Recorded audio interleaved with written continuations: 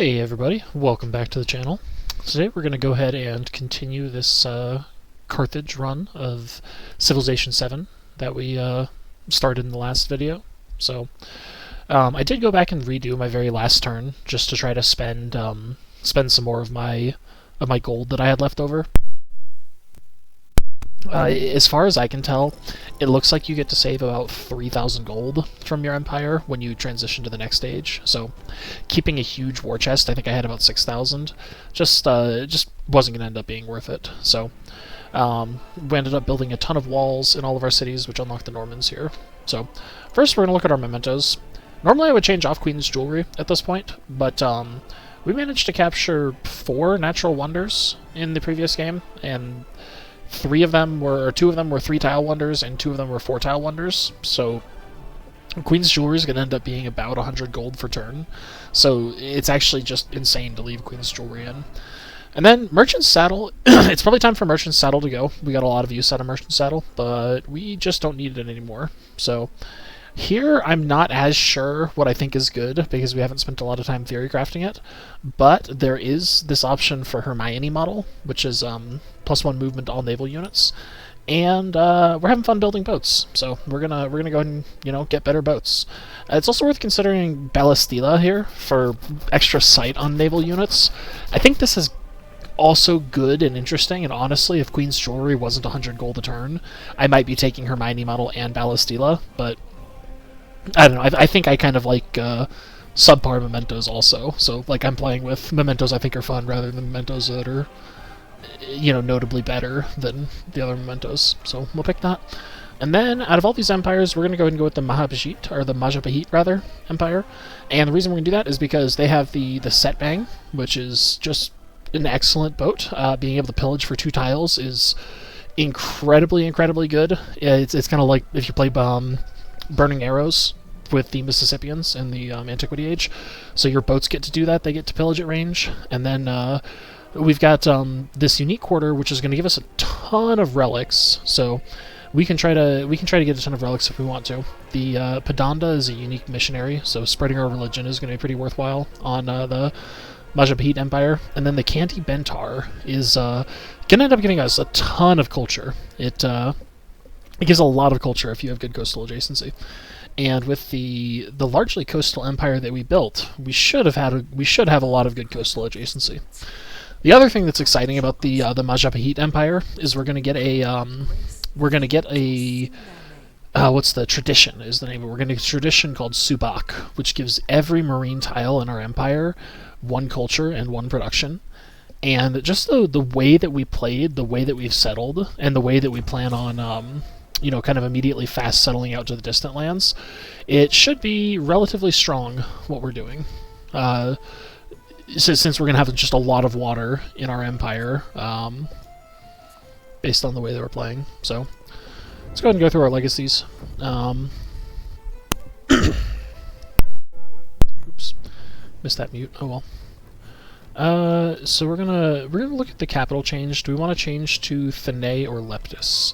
Thenay is not a very interesting city, especially with this Niter spawned right here, which blocks our ability to expand this way, so we definitely don't want the palace in Thenay. And Leptis kind of suffers a similar problem. We've got... I guess we have... I don't know, I think we're just going to leave the capital in Carthage. Neither of the offerings are great as neither of the offerings are better than Carthage as a capital. So we're grabbing fealty because the settlement limit is excellent. And then let's take a look. I think we already got the settlement limit out of the military tree. No, we didn't. So we will get that military point with our last legacy. So we'll grab the militaristic.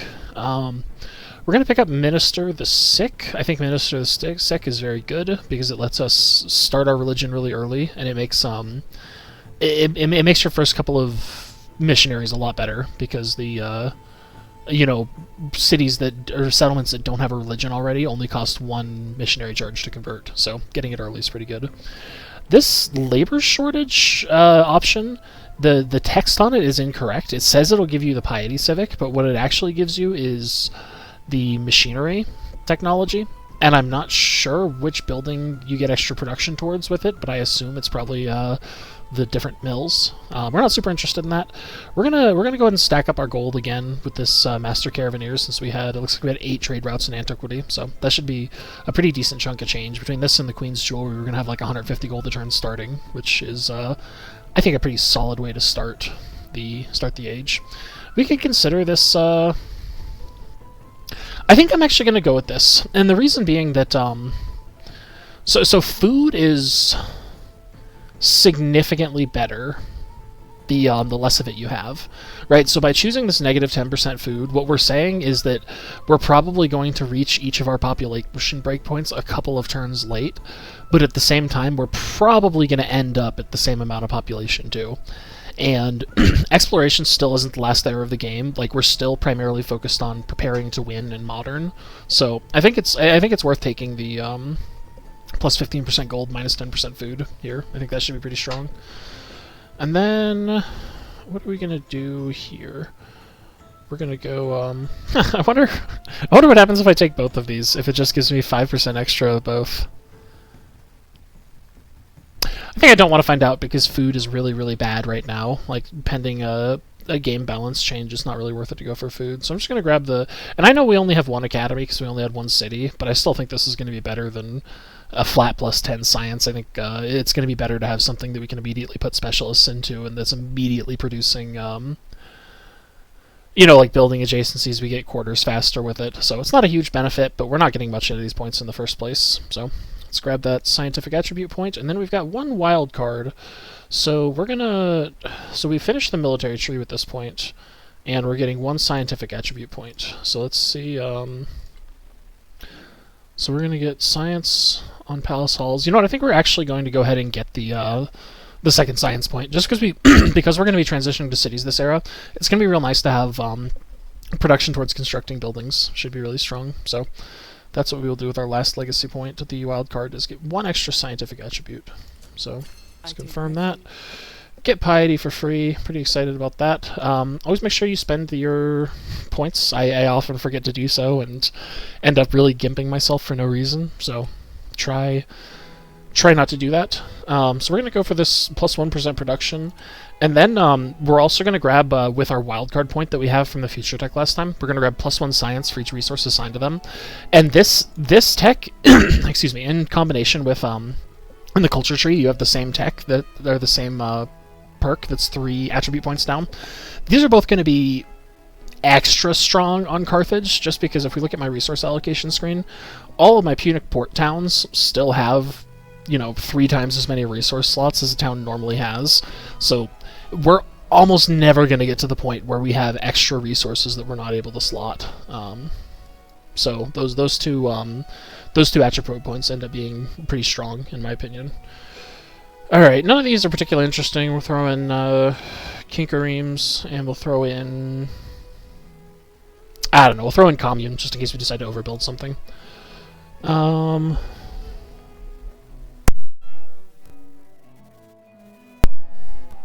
Let's see what else we got.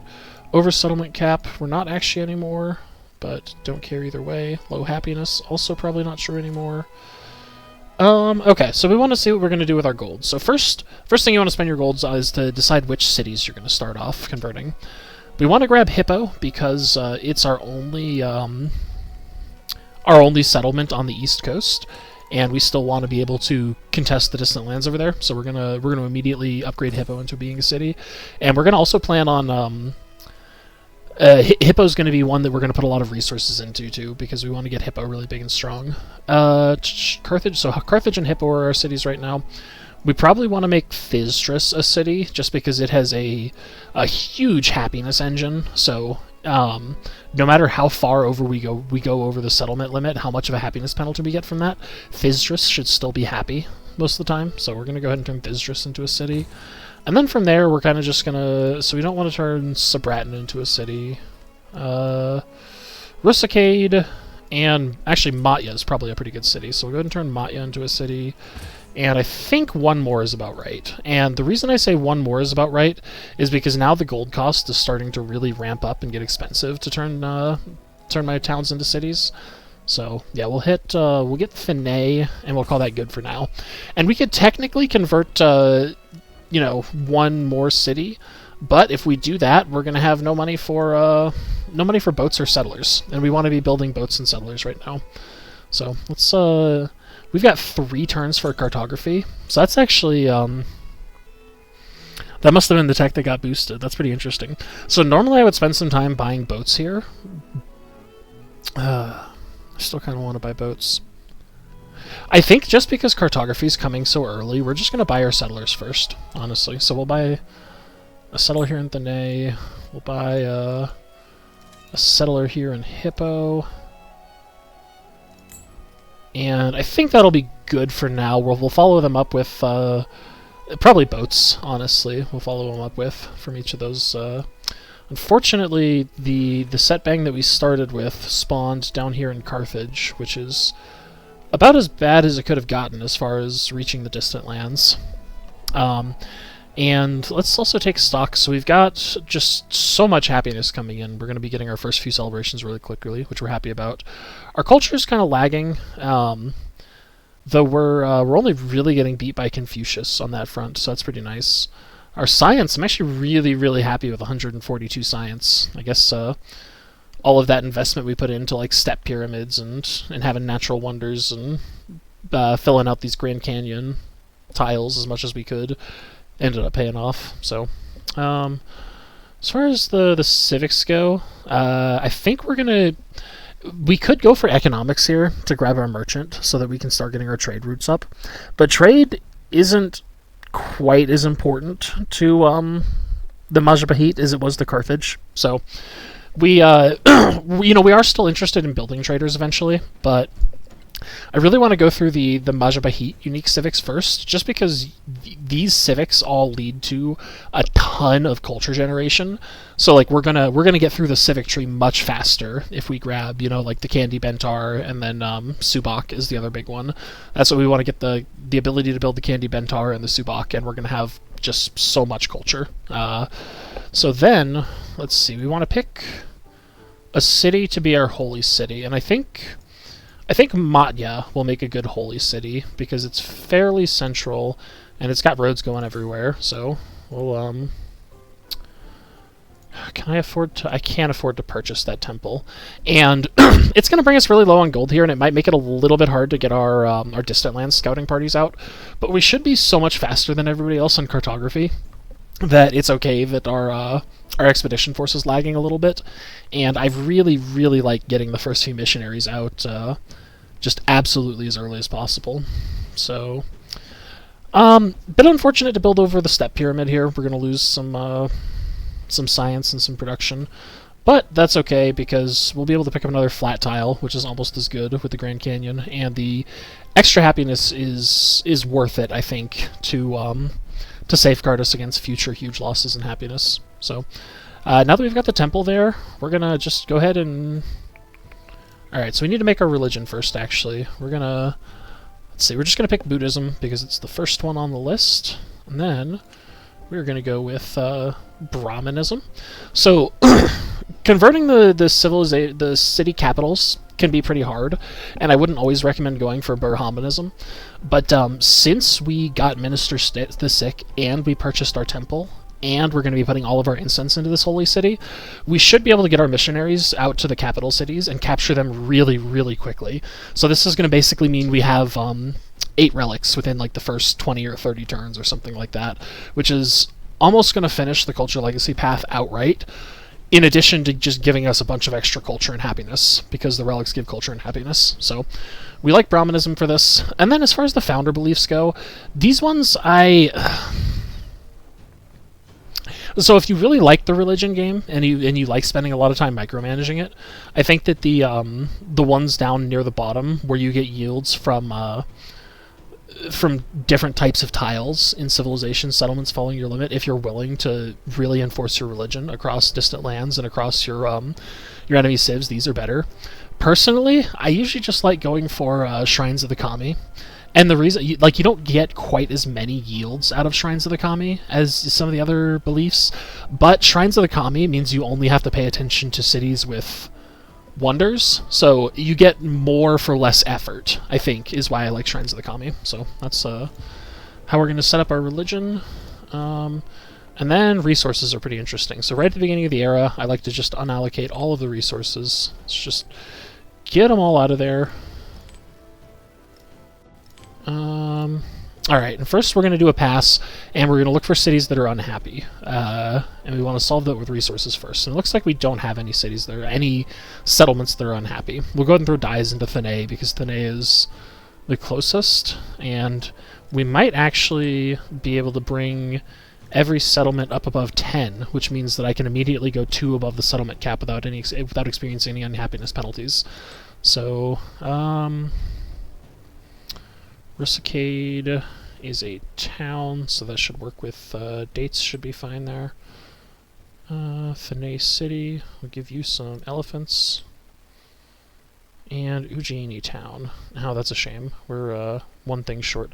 I guess we have some pearls. We can move the dies over to Ujjaini, and we'll use pearls to make Thanay happier. Alright, Matya was our holy city, so we're going to throw our incense into Matya. And Carthage is the capital, and it's still actually making a lot of gold, so we'll go ahead and throw all of our jade into Carthage for some pretty healthy. That 4 jades was worth 24 gold there. We're pretty happy with that. Then we'll allocate the silks, which are also probably going to Carthage. Yeah, Carthage is the most cultural by far. So we're gonna we're actually gonna save the camels. Maybe. I don't know. Yeah, we're going to put the camels in Thanay, just because we really, really want Thanay to get, Oh wait, no, Thanay is the wrong city. I want Matya. I'm looking for there we go. Yeah, we're gonna put the camels in Matya, so that we can put the gypsum, and then we can just stack up production in Matya. We really want to get a couple of missionaries out fast, because it's so good to get like your first couple of missionaries before any other religions are founded are so much better than every other missionary you make throughout the game. I think it's really worth it to rush them out. And then the fish, we're just going to put fish into anything that has abysmally low food. Hippo has surprisingly bad food. Put some cotton there. And I am interested in prioritizing the fish towards towns for the most part, just because the growing town modifier that gives 50% extra growth means that even though it's food and it's not worth very much, it is still worth a little bit more in towns than it is in cities. So, all right, there we go. That's a lot of resources. Let's grow our cities out. What are we going to grab here? Oh, this tile is really good, and it gets us closer to the elephants, so... Actually, we're not reaching that elephant, so... Yeah, we're still happy with a 7-yield tile. Carthage... What do we want to do? I think in all of my other cities, we're just going to start building stone cutters, because at this point, I have 31 production. A stone cutter is 8 production, so this is like a 25% production increase in the city. The stonecutters right at the age transition are absolutely insane. And we're gonna... Unfortunately, we don't really have any tiles that are that are useless, because we spaced out our wonders really really effectively, I believe. So I'm just gonna try to stack that on top of another ageless building. So yeah, we'll stack it on top of the brickyard there.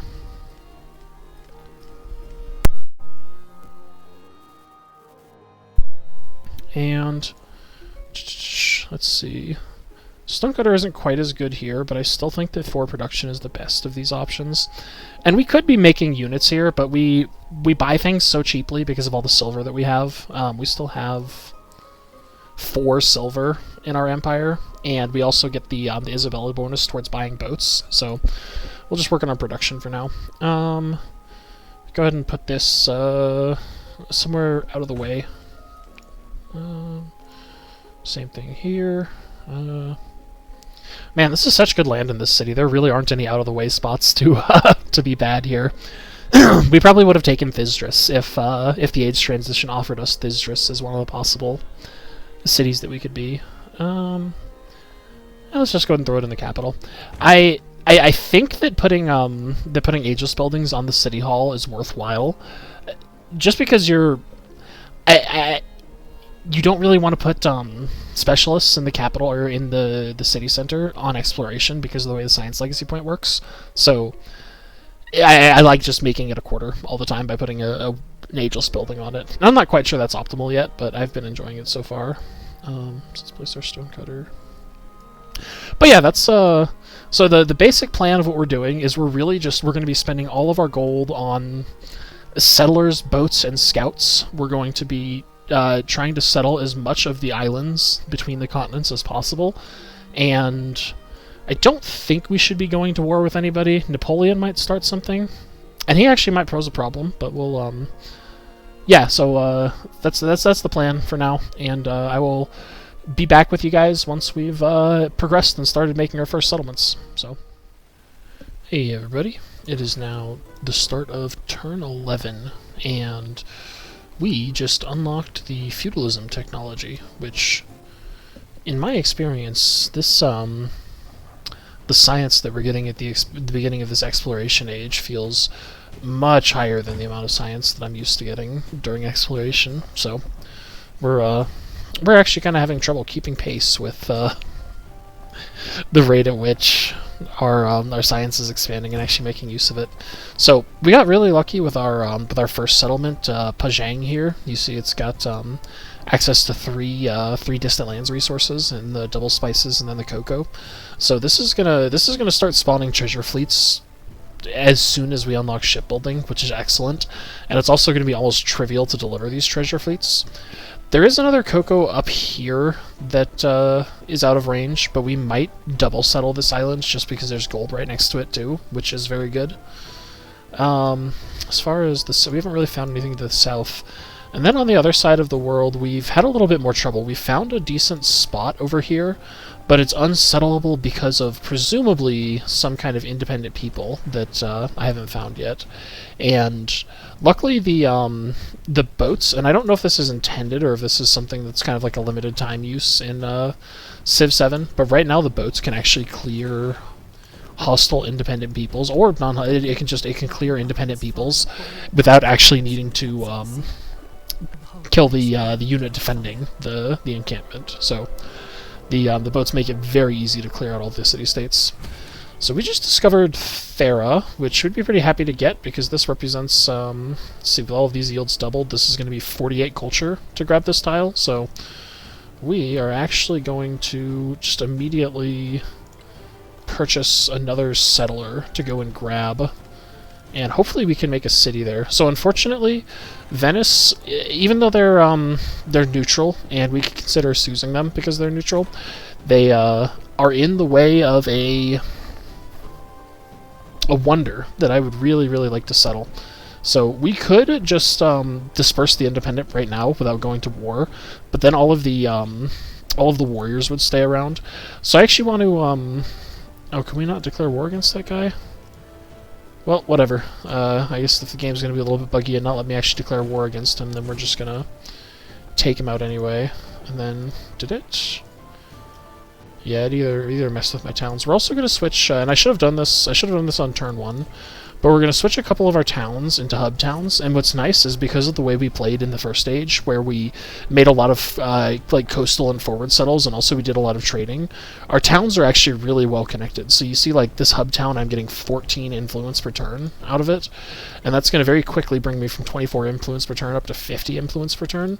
So these, let's say this one is worth 12, and not every little town is going to have an excellent connectedness. Like this Hadramedum would only give me +2. So I'm not going to turn all of my towns into hub towns, but I'm gonna glance at each town and see how much they would be worth as a hub town, and I'm probably going to convert anything that has that's going to give me 10 or more influence over into a hub town. And there's probably math that says that I should even need lower threshold, like maybe I should be turning these +8 and these +6 towns into hub towns as well, but I don't know. I don't feel like doing the math, and I don't feel like doing that, so I'm not going to. we're pretty much rushing straight for shipbuilding here, so it shouldn't actually take that long to get, just because all of our techs seem to be becoming very fast and furious. This is kind of excellent. So there's our this settler might die. That would suck. Hopefully they don't attack me, but that's I guess I shouldn't have been scouting with a settler. That's kind of on me if that unit dies. So but that's basically what we're doing. So we've also got our first. Let's see if I can find it. Oh, it's right there. Our first Padanda here. So you can see I'm in Ashoka's capital city of Rusilla. So we're just going to spend one charge there to turn his entire city Buddhist, because he doesn't have a religion there yet. And then that's also going to acquire for us 2 artifacts, which we're immediately going to be able to slot, because we have a couple of temples running on the way. So this really early monk is already starting to pay himself off. Unfortunately, the other capitals are pretty far away, so we'll probably send this one to Gao now, because now that we have collected the relics from converting the capital by the way, we don't care even a little bit about maintaining our religious presence. So that's going to be the first and only time we ever send a monk to Rusilla, and same it's going to be for Roma and ooh, I might make a mercenary or a Padanda and Thisdris, just for the adjacency, how close it is to both Yingtan and Roma. Either way, but that's I'm kind of just looking at getting as many settlers as I can onto these distant lands, and especially since I found Farah here. I really want to settle Farah. It's a shame that I already bought that settler, so I can't pre-build another one. But and you can see we've also got quite a few like boats and scouts over in these distant lands too. And that's partially because we're playing Isabella. Isabella gets boats for quite cheap, which is very strong. But let's see, let's go ahead and go defensive here. We're just kind of positioning our army near Napoleon's main base, because Napoleon is the only one angry at us right now, which is very surprising, given you would think Ashoka would be ready to be at my throat. But so what the we're not rushing for suzerains the way we were previously, and also we're making 50 influence a turn. So I think I am going to go ahead and friendly greet all of the distant land cities. We could consider, because we have excellent pillaging boats, we could consider trying to do a negative greeting on all of them to try to get it faster to a state of war and then the ability to pillage them. But I think I'd rather go with peace for now.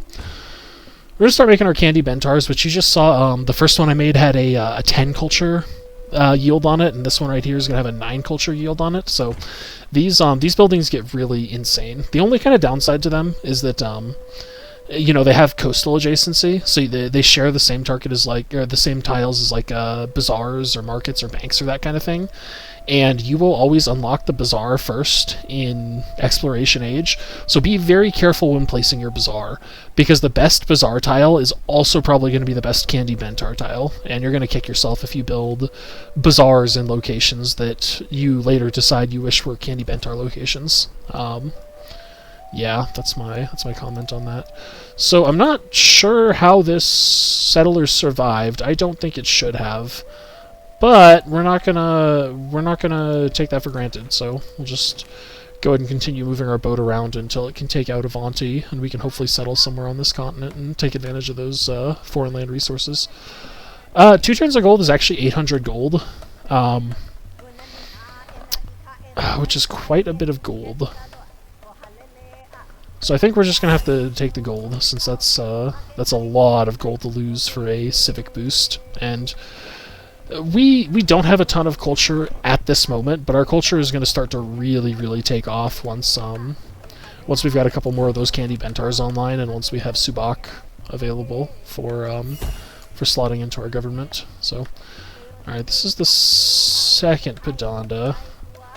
I think since oh, you know what, we decided to make Thisdris. You know, we'll just buy a Padanda and Thisdris.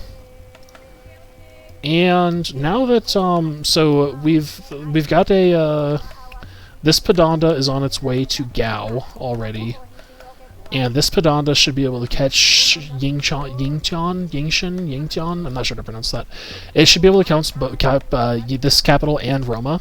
So we're actually just going to send this next Padanda all the way to where's the nearest distant lands? Yeah, we're just gonna start sending it to distant lands in the hopes to get maybe we can find Himiko's capital and convert it or something like that. Continue exploring with our set bang. And then the other thing about this Matya city is that we're gonna look at it every once in a while because we our Padandas give us culture and gold whenever they convert something, and we still want to make a couple for at least the beginning of the game.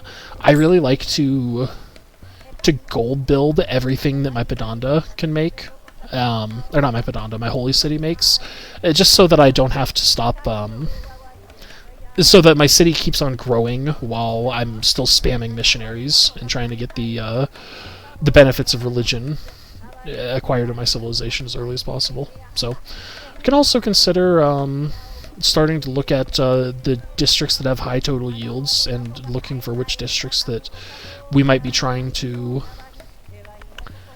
take advantage of in the for the science legacy path. But for now, I think we're just going to go with the tiles that have high yields on them. So we'll grab that farm. 7 yields on a farm is excellent, especially since we don't have the granary, which I think would just make it better. Kind of unfortunate that we didn't pick up this ruin when we were there. It's a little bit inefficient of our exploration. But yeah, I think I've explained enough of what we're doing and where we're at. Hopefully, if I check in with you guys at like turn 20, 25 or something like that, I'm thinking hopefully we'll have another settle maybe over here. This is kind of a very small settle since Pajang is already over here. We should definitely have at least one settle over here to capture these distant lands resources. We might settle this chocolate, but it's only one distant land resource, and the rest of these resources are kind of spread, so this is kind of a mid-value settlement. We might grab it eventually, but we're not going to rush for it. However, this settlement here on Thera, this settler is going to be beelining for Thera and trying to settle that immediately, because as Elizabeth, we really, really, really like getting natural wonders, and that's true for distant lands natural wonders too. It also makes me as a player happy to just look at the natural wonders and see just a million yields that I'm like not paying any maintenance for. I don't know. It's a way to play that really just speaks to me. I'm very happy with it. So yeah, moving towards Thera.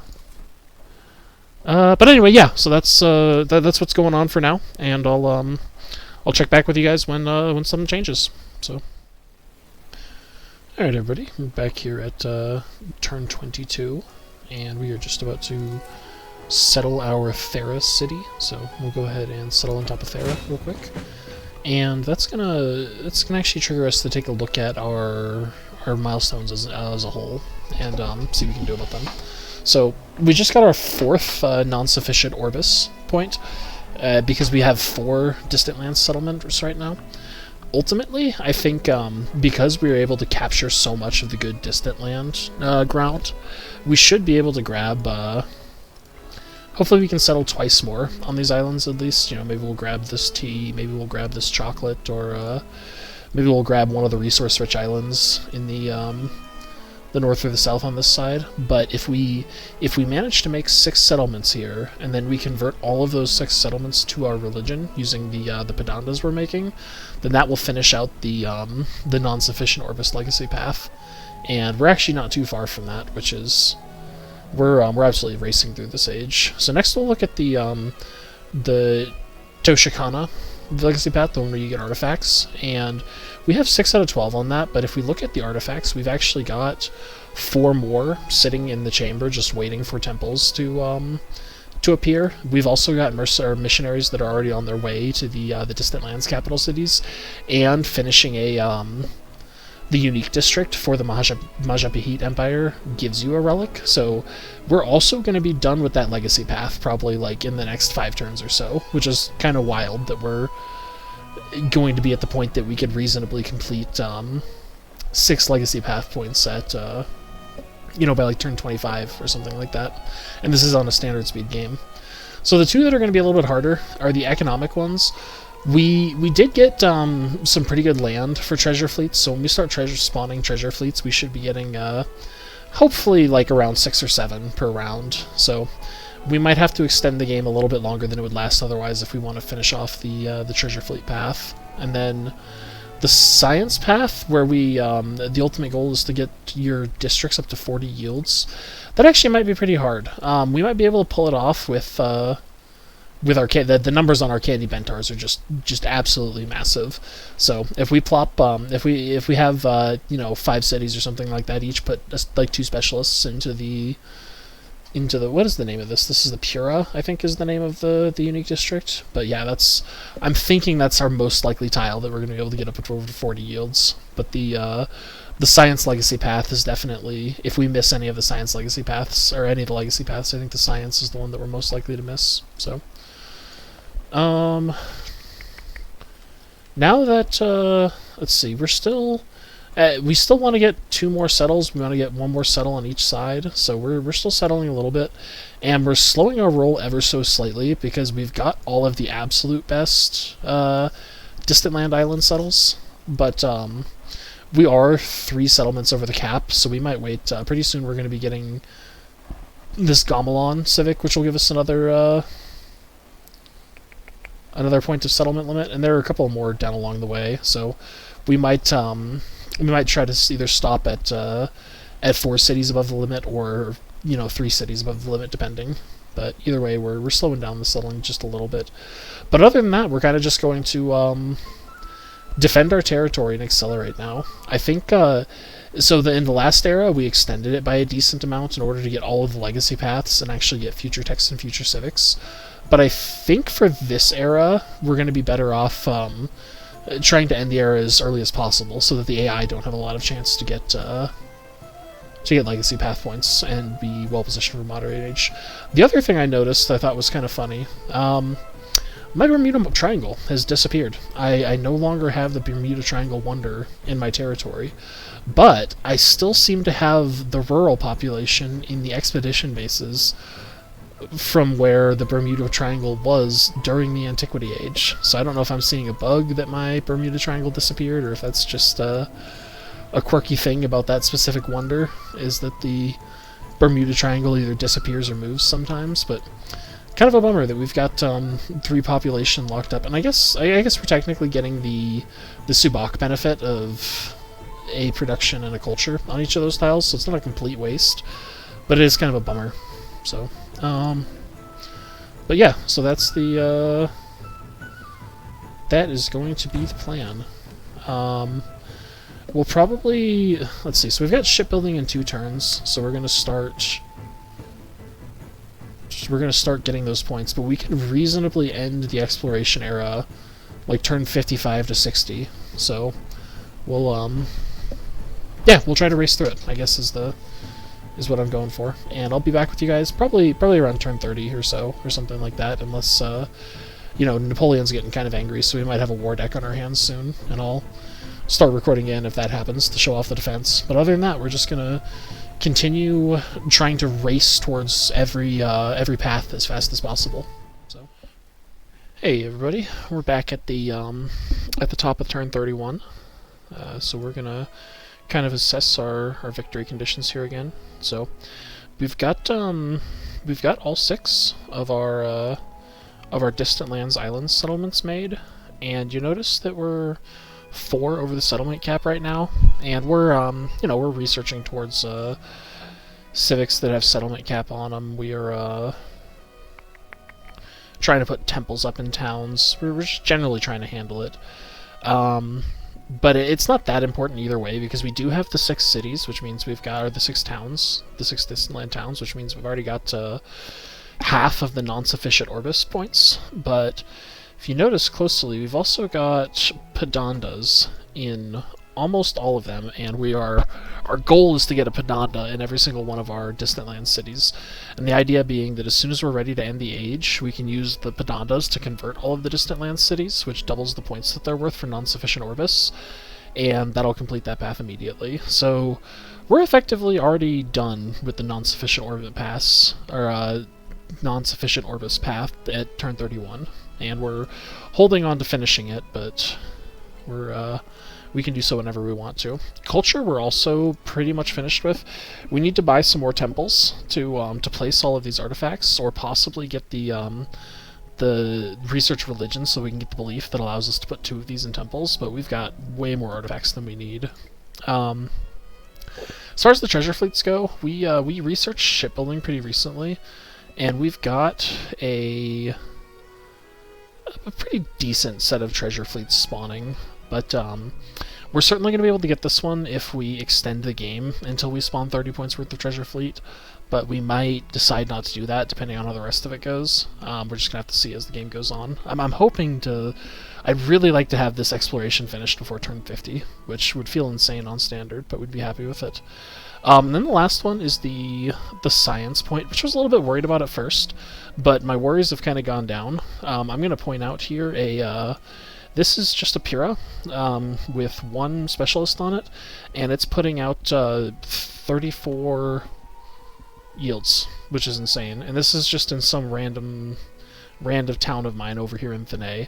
So I'm thinking that once I get my Puras up to like 2 specialists apiece, we should be pretty much finishing the science legacy path, which is pretty nice. This one might need a little bit of help, but I don't think we're gonna have as much problem as I foresaw getting the 40 yield tiles for the science legacy path. So that's where we're going. We haven't had anybody try to go to war with us yet, and we're still of the mindset that that we're so far ahead that we can do the best for ourselves by gimping the enemy for the next stage, by ending this as fast as possible. So that's still our goal. The only thing that I don't know that I've shown, but we are doing, is that once we do get a treasure fleet into port, we're not actually collecting them immediately.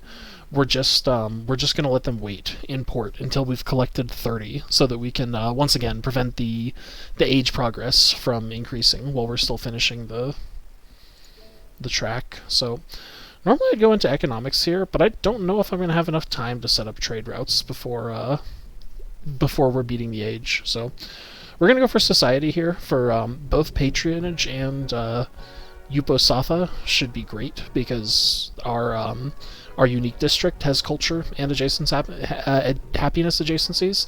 So I'm thinking that those 2 policies should actually be a fairly large part of finishing the science legacy path, and we're pretty happy to be able to do that. So let's see, let's bounce that specialist, get our population, get ourselves a specialist. It's actually kind of a weak candy bentar.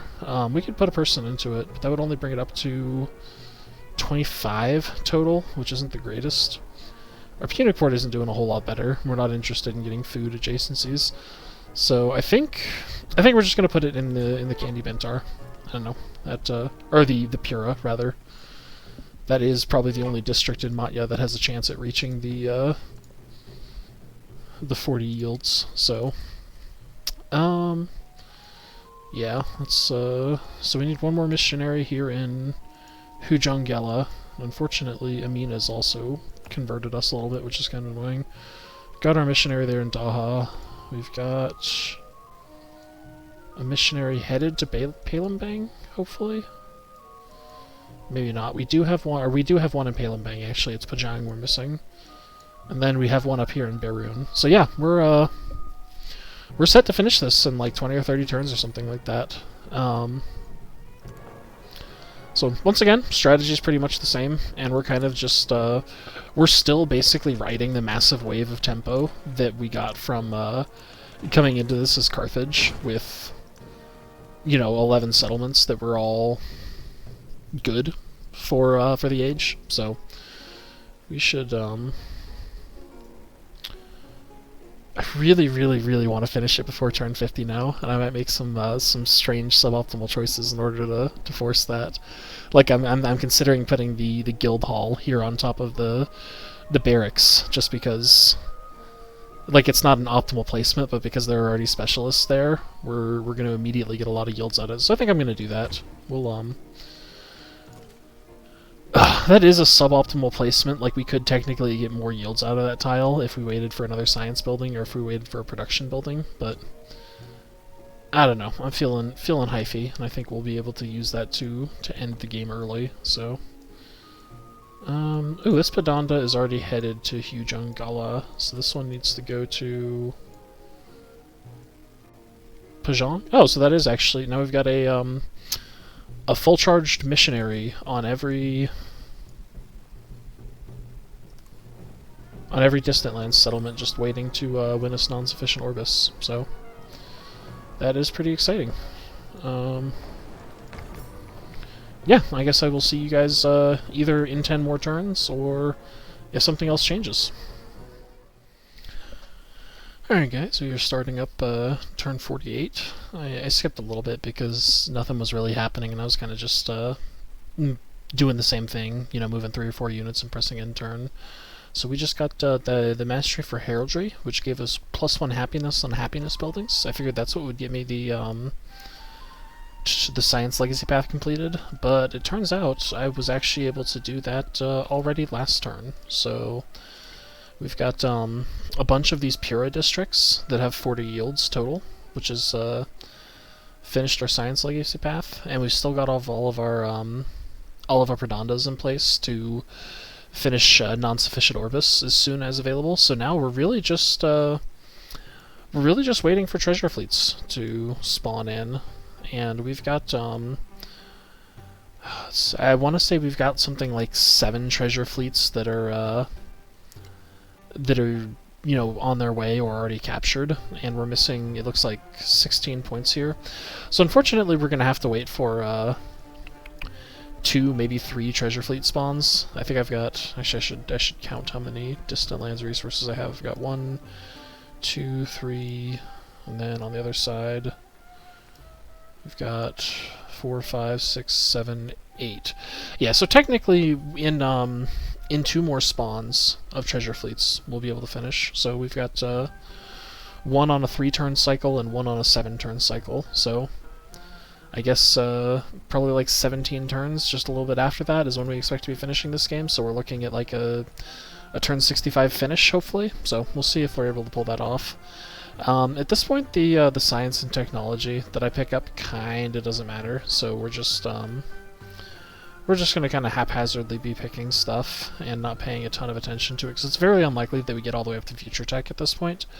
But we can still get some value out of our science, though it is certainly going to be tough, because at this point we're definitely pretty much just in the sit around and wait until you win phase of the game. So I think then, since that's the case, we are just sitting around and waiting till we win. I'm probably just going to turn off the recording until that last couple of turns, and I will catch you guys then.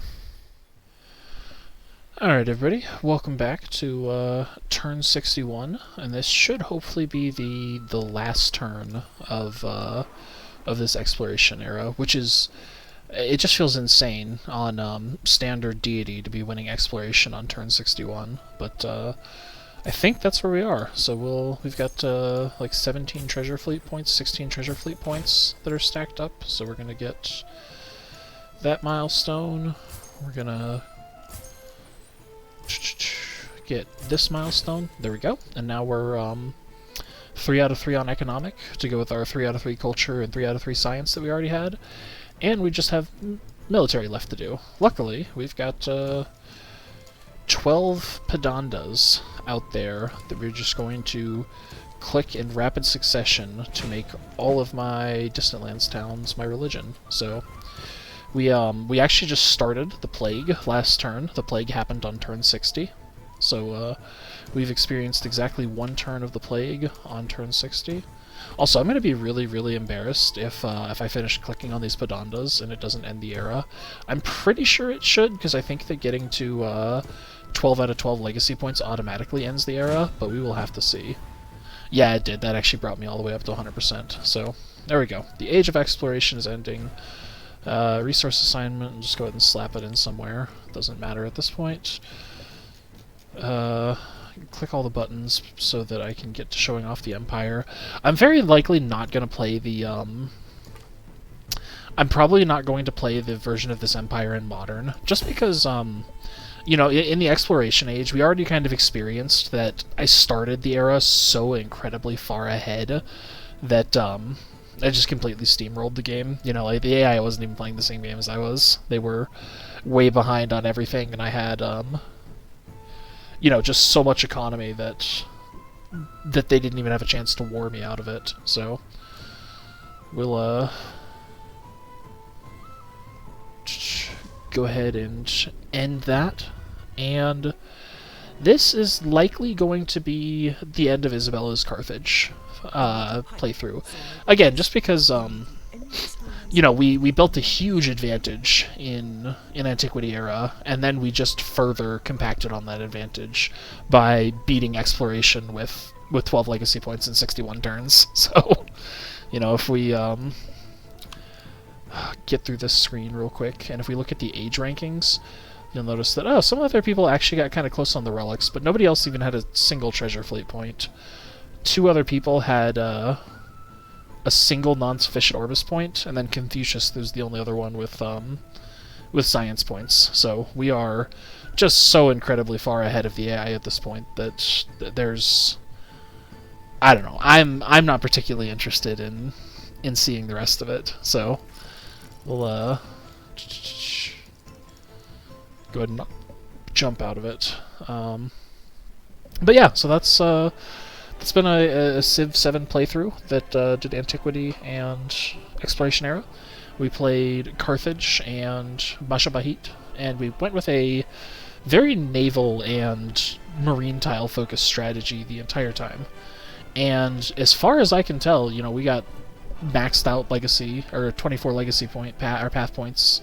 I guess we got 23 because we didn't get the we only got 4 wonders in Antiquity. So yeah, 23 legacy point paths with you know, 17 settlements, and the 17 was only because we stopped settling in order to finish exploration as fast as possible. So I think that's a I'm gonna say that's at least competitive with other popular builds that are going on right now. So hey guys, so this is you know, we already finished our Majapahit game with Isabella, and have decided we're probably not going to do Modern because it kind of just feels like taking a victory lap at this point. You know, our economic engine is so far ahead of everybody else that, you know, we can just pursue every victory path and steamroll past every other player. So it's, I don't think it'll be interesting for me to play, and because I'm not super interested in doing it, I don't think I'll be able to make an interesting video of the modern age of that Isabella run. I do want to, so one of the people who saw the first video in this series when I played Carthage, and I'm gonna try to pronounce your name, and I'm going to apologize in advance because there's almost no way that I'm going to get this right, but Yassine Ben Hamadi 8217 commented that he would really like to see, he wished I had settled more camels so that I could go with the Abbasid Empire, and that, you know, I agreed with him. Abbasid sounded really fun, so I did a kind of a test game with an Abbasid focused strategy, and it is pretty powerful. The thing I want to point about this turn 44 version of Carthage in the Abbasid Empire is this is actually on the epic game speed, which goes 150% slower than standard. So this this says turn 44 here.